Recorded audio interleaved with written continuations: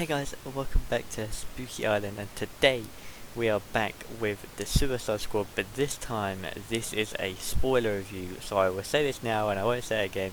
You have 5 seconds because this is going to be the whole spoiler review for the whole movie of the Suicide Squad, including the end credit scenes as well. So you have 5 seconds to leave. 5, 4, 3, 2, 1. Great. Okay, so now everybody's gone, let's talk spoilers about this film. If you haven't seen my non-spoiler review, then you won't know what my opinion on this film is, but I will say right now that this film is absolutely insane. I absolutely love this film. This is one of my favourite DC films for the past 10 years, at the very least. Like, it's pretty much the perfect superhero movie, if you ask me.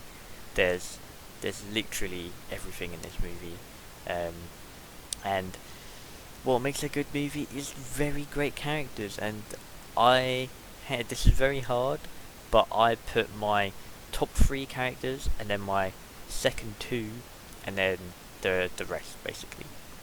So my top 3 is Bloodsport, King Shark and Ratcatcher. I really like the way they went with Bloodsport. I think he was probably one of my favorites, just because of the fact that he's his whole weapon arsenal and the way that he was so futuristic, like the way he could adapt his weapons and stuff was really cool, and they really done his character well, and Idris Elba plays him was perfect. Was perfect.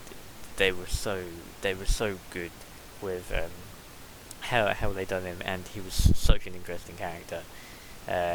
And King Shark, absolute legend, MVP, might be my favourite this film. Just the way they emotionally developed him throughout the film was so good. Like when he's swimming, I felt really bad for him when he was chasing the fish about, the little multicolored little things in the sea, in the little aquarium, and then they went out and then they attacked him. I felt really bad for him because he just made some friends, but I really liked him. King Shark, what a legend. I would have been really upset if he died. I'm really glad he didn't. And Ratcatcher, the friendship Ratcatcher and King Shark character is so good as well. I really like the way they done Ratcatcher. I didn't think I was gonna like her. I thought she was gonna be one of the ones on the lower list before I went to see the film, but she saved the day, and I just really liked her backstory, the way they developed her character, and Taika Waititi's cameo, can I just say, was so perfect. It was so good. Just sitting at the top of the building, it was so good. But yeah, his cameo was good, and I love Ratcatcher's character. I really hope we could get to see more of her. And coming just in second place, so this is my top 3. Very close behind is Harley and Peacemaker. Harley would definitely be one of my top 3, but it's so hard to choose. And same with Peacemaker. I really like both of them. Harley stood out in this film a lot. James Gunn knew what to do with her character. He knew from the get-go what to do, and she really shone through. She really shone through her acting ability again, and she stole the show in scenes. Her character is so perfectly acted. It's so well done, and I really like the way they went with her character, especially in this film. In Birds of Prey, I liked the action scene she was in, but she kind of got drawn into me. Personally, I think she kind of got drawn into a group she didn't want to be in Birds of Prey, but this film is just basically the perfection of Harley Quinn. And Peacemaker, I can't wait to see his show, and we'll get on to him not being dead in a second.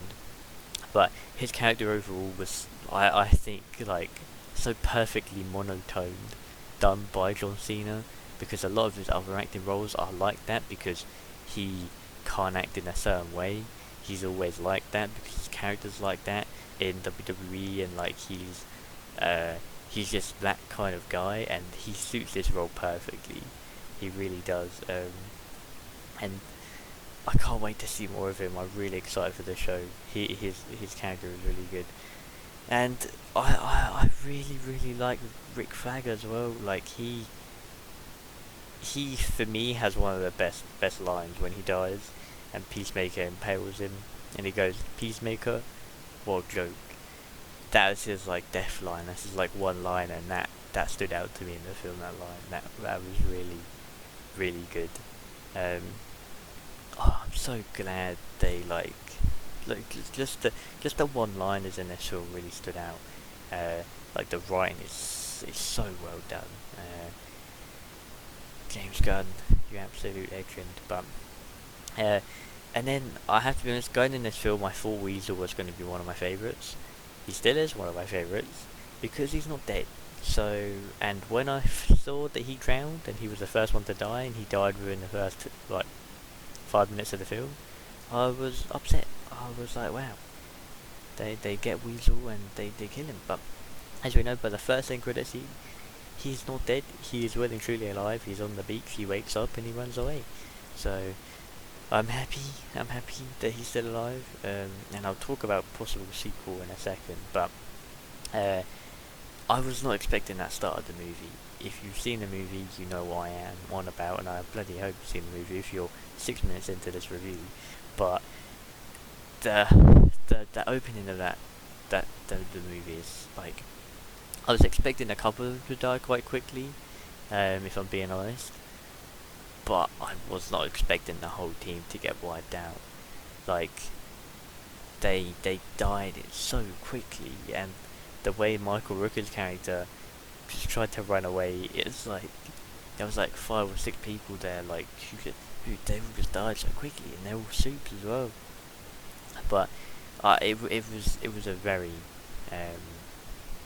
it was a very good opening to the film. One of the most effective openings I've seen to a film in a long time. It was very good.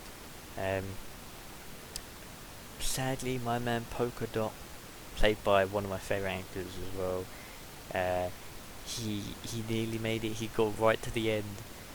Or he needed to just step out of the way. Watch for the foot of Staryu and or Stario or the Star. I can't remember his name, but he just needed to watch out for the foot, and he dies. But he had such a good death scene where his mum was like destroying the building. That was such a good scene.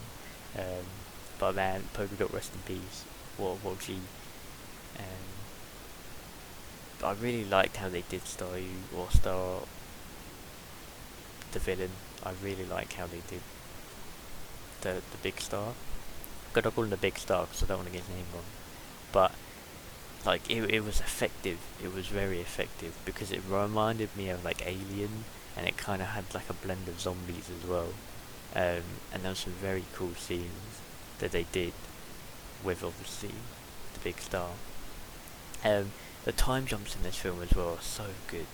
I like just the way they're like. There was the one that I really liked. The one is with Peacemaker and Bloodsport, where he like drops. He keeps dropping, and he drops right in front of Peacemaker. But that's like 8 minutes earlier. It catches up. That's the kind of thing people don't think about. That's the kind of thing where most directors would have that, and then they just like suddenly turn up, and it's like, oh, they're there.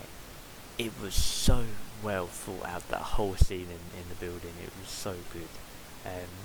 And that time jump was just perfect. But going on with the future of this franchise, of this film saga that James Gunn is creating, obviously we have the Peacemaker show. A lot of people, including myself, thought it was going to be a prequel because I genuinely thought he was going to die. And when he died, I thought he died until I saw his light still on in the briefcase. And if you've seen the film, you know what I'm on about. But I'm guessing it's going to be a sequel. I guess we could get some backstory about him, but they're going to fully go guns blazing on I'd say, on a sequel. Maybe it could be a half and half. Maybe it could be a blend of both.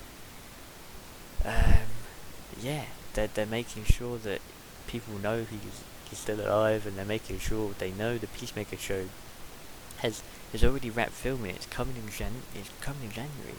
Like that's like 5 months away. So or 6 months away. So I'm very excited for that.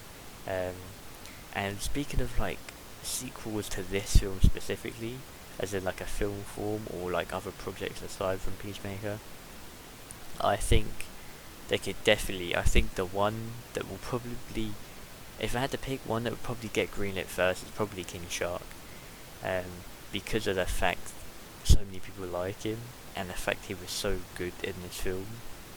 I think it's going to be even more of a reason why they can't do a spin-off show, even if it's like a little short where he's like going around and he's like doing stuff. Night. It would be so good, just to see him like go around and doing stuff. Like even if it was a film, like just of him, I wouldn't care. The same with Rank actually, I want to see her again. Her character is really good. And obviously Harley, they've still got stuff in the bag with Harley 100%. That's one of their best selling characters. They always will be for DC. Same with Bloodsport. Like, if I see it, I think it won't be too long before a greenlit sequel is upon us. I think it won't be long at all, and I think they could step up the villain as well, maybe as far as to go as like Bizarro, because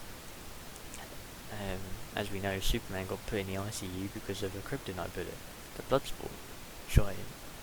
So there's elements of similarities there with obviously like Superman and etc. But I just really hope this happens. I'd love to see a sequel, but that's gonna end it for my spoiler review for the Suicide Squad. Thank you very much for watching this.